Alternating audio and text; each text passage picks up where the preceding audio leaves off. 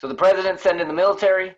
He's made some very clear things, clear statements. I'm curious what you guys think. We're about to give our 4 cents on that. When he talks about protecting the Second Amendment right, what I hear him saying under these circumstances is if you just so happen to be out and you are exercising your Second Amendment right and you see someone destroying someone else's property, by all means, you've just been deputized. This is America. I have agreed. These are animals. America preaches integration and practices segregation. Why did you say Mexico? A rising tide of discontent. The South will rise again. I have agreed. We have contrasting visions about what America is. This is America. Let me start by asking you, Dewan, what you think. He's scared, and I get it. What right? makes you say that? I watched the protesters outside the White House a few days ago, and they were, having a tug of war with Secret Servicemen over like the barricades that they set out as parameters. And if he was watching it, if he was aware of it, I'm sure that And he said he was. He said he watched everything. Yeah, I'm sure that there were precautions that they had to take to secure his safety, right? So I get it. Like, he was scared. Like, I understand that part of it, right? And this is like the way that he responds. My thoughts on it is like he doesn't like to be scared. He does not like to feel like there's again, going back to some of the thoughts I shared on some of the recent happenings, it's just a bunch of display of power. And, people are tired of feeling powerless. And I think the crazy thing about it is that if some of the protesters, if I had my way, I think that we all look for that strongest power play that we can use and leverage to bring what our idea of the right type of change is. I think that's what the protests are about. I think that's what this platform that we're trying to create is about. And I think that that's what some of his decisions are about. I think that's what Amy Cooper was doing. I think that that's what the officer that, rested all of his weight on George Floyd's neck and ultimately brought about his demise was doing. And I think that we see what that looks like when that power is used in the wrong way. I think that we see what that looks like when that power is ultimately put in the wrong hands, right? And I think that my first instinct is to shun responsibility and put it on someone else, but agree or disagree with his decisions. Somebody put him in that place, right? Somebody said that we're going to have him as the president of this country. So somebody's responsible for that, right? And I think that there's enough of that to go around. There's a problem, the big problem is I think we just have too many examples of how power can be misused and how. So are you saying that he shouldn't send the military out? I think that's kind of what I'm trying to. No, definitely. I mean, he used terms like dominate the streets, right? And if Definitely he shouldn't say that should not send the military out? He should not, not to solve the problem, right? Not to honor George Floyd, right? Because that will just translate into more situations like George Floyd. I mean, But George Floyd is still happening, though. That's what I'm trying to figure out. There's at least 5 people who have died, and it's been on different sides of the equation here. So that's what I'm trying to figure out. What do you do if not this to gain control? And the precedent is 1992, LA, 1967, 68, Detroit. I mean, military was used then. How do you get to a place? Because we're getting to a place where I think, one, the message is getting lost. And I think that I'm starting to see us there was a hush and a calm and a quiet, and where everybody was kind of looking, and even people that I think there was still a a voice that was like, he what did he do and that kind of stuff. But like, by and large, people, even right-wing Republicans that don't normally speak up during this time, were speaking up. I think now we are kind of spiraling into a place where I look at it like we're really getting into a dangerous place if we don't get control of this. And I don't, and like we talked about on the show, it's like you have people that want to incite violence. You have people coming into places like Detroit from Ohio, from other places. You have people coming into Minneapolis and starting a ruckus and then going home. And they're going to Target. You know what I'm saying? Like, they're going to Target when they need toilet paper. Their Target's not burned out. And so that's what I'm trying to figure out. It's like, you have, like, how do you control that? So, because I love what Flint did in the police officers kneeling. I love that. But I do think if we don't send the military in, like, what is the actual answer to this?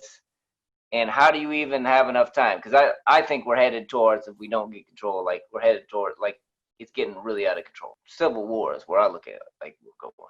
And that's what I've been thinking about even way before this. Like, that we've been kind of on a slow path toward that. I just want to push back a little bit.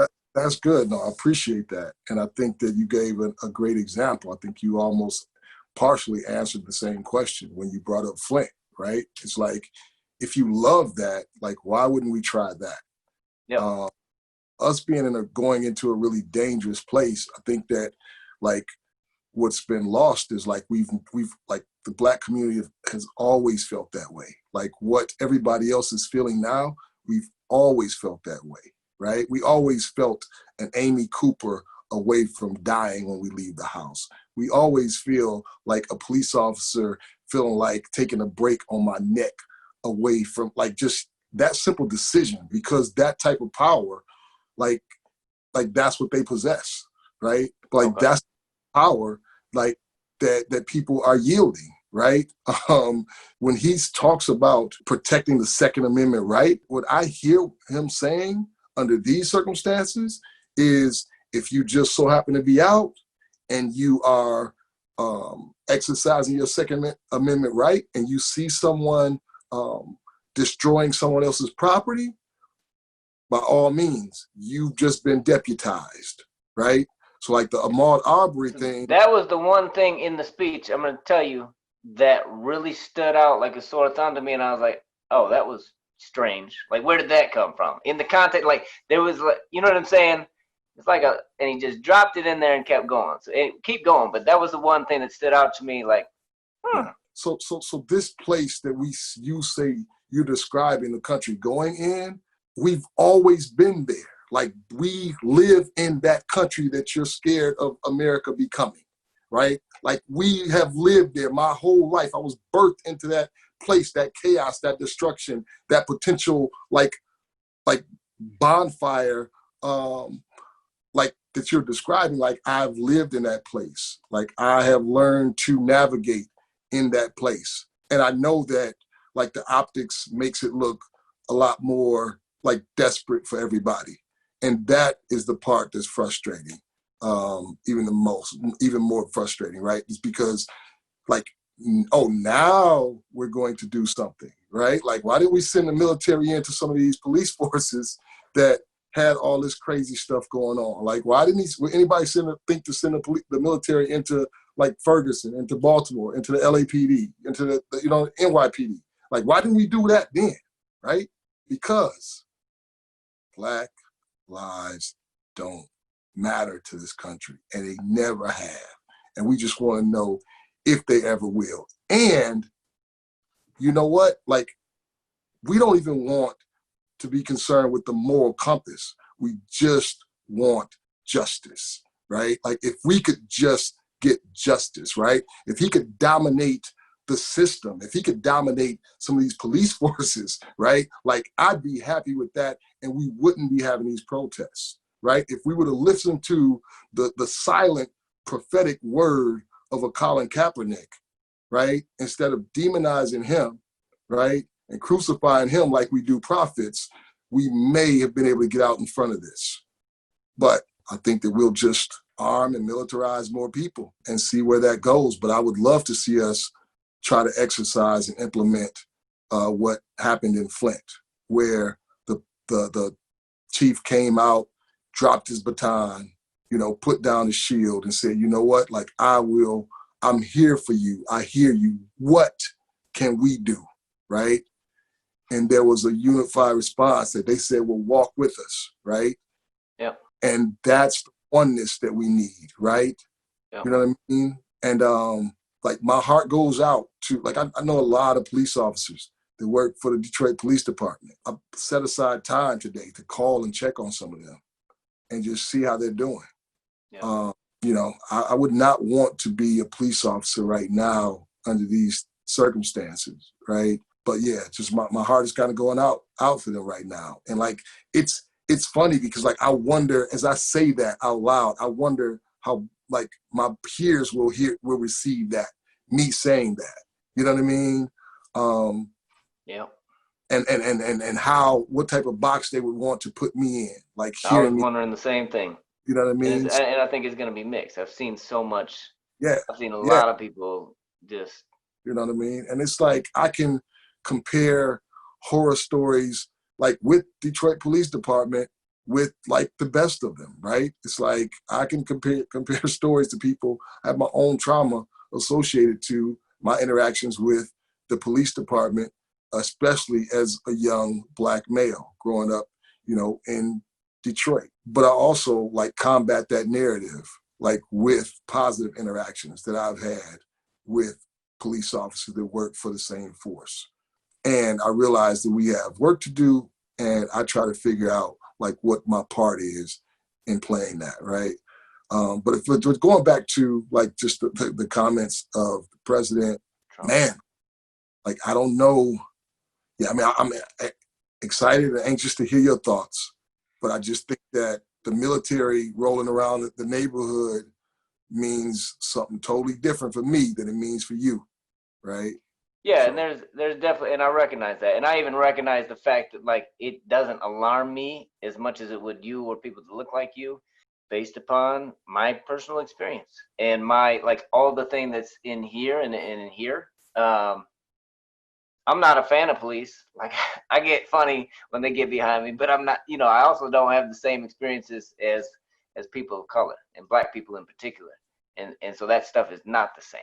And so I recognize that. So when I hear about the military, I think if the riots don't, and I just think the riots in general, we haven't really talked about that much. I get the whole like where the like beyond the boiling point. I get the frustration, and I get the lack of dealing with it. And I think that's something to talk about too. It's like this like, what are we doing about the system? What are we doing about the actual like how we got here? I think that gets missed. Okay, we'll get justice for George. Great. We should, but George shouldn't not have happened. And there's been so many signposts up to this point that could have helped us. And we've talked about that before. People get like, let's hammer police when they do stuff like this. You know what I'm saying? Consistently. When they get off consistently.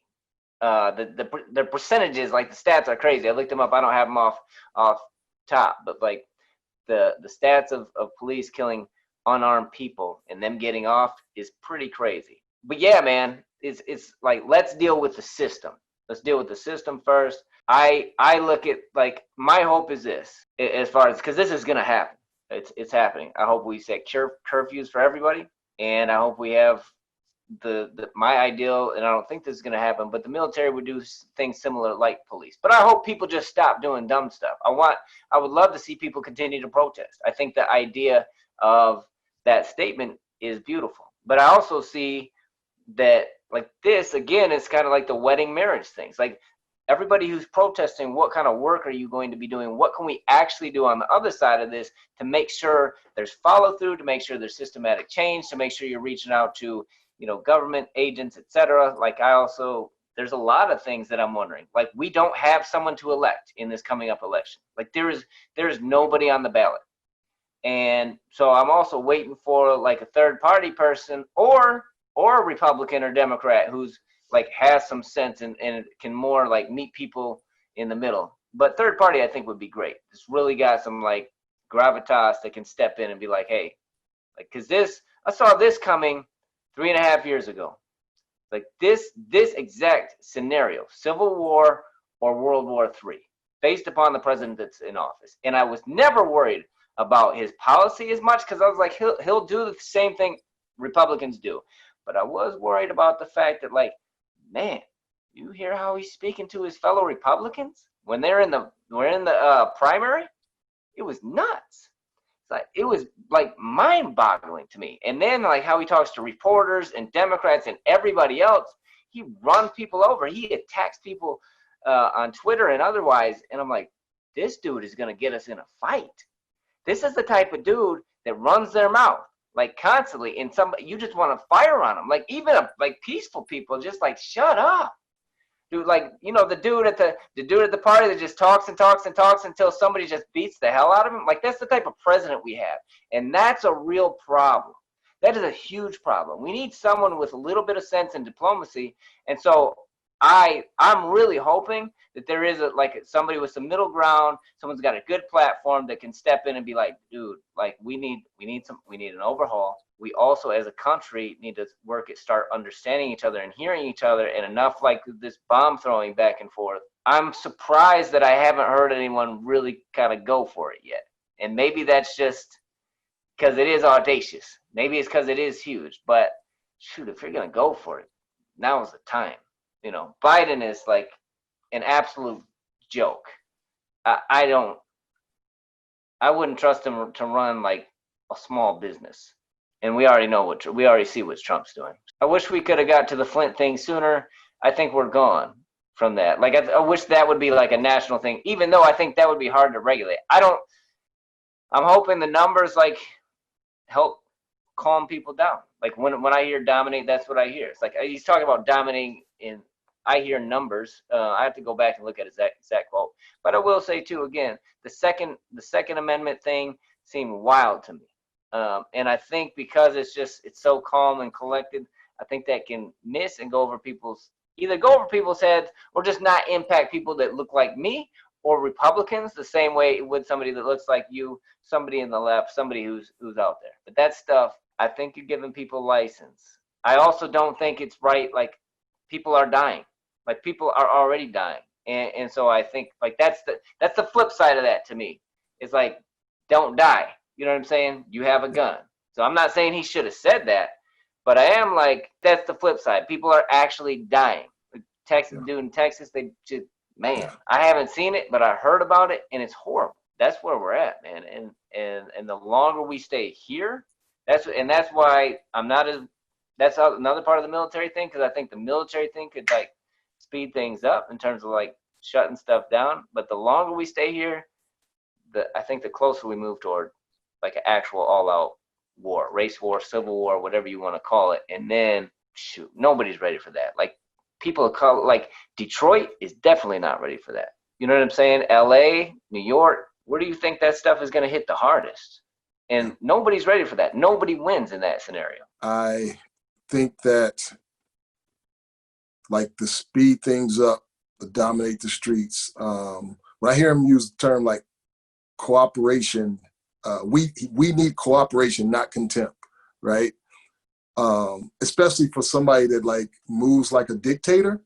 Like, what does that mean, right? Like, cooperation, not contempt. Like, don't disagree with me, right? Like, this is the same dude that ran a full-page article on like 5 teenage boys that were innocent. They were accused of a horrific crime, and they all went to jail. And eventually we found out that they were innocent. He took a full-page ad out to put some social pressure on the community. And he was saying things like they should have a death penalty.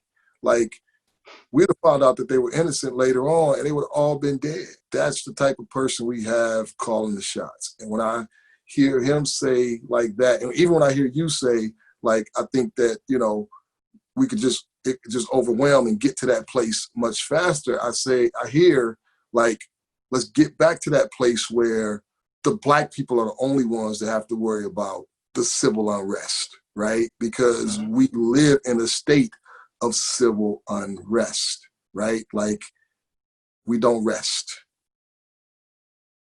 It's always a riot for us, right? And that's with everybody. Nobody respects Black life, not Black people, not white people.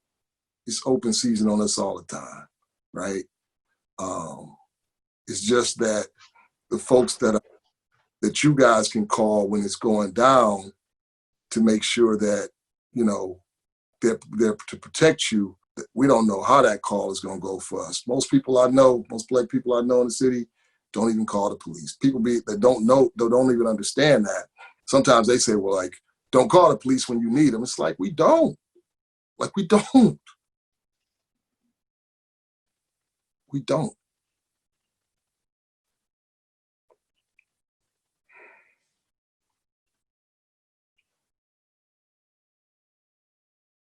That's it, man. That's all I got.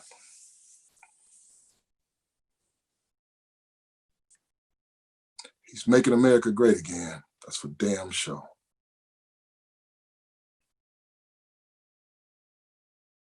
This is definitely starting to resemble that America that we all thought he was talking about.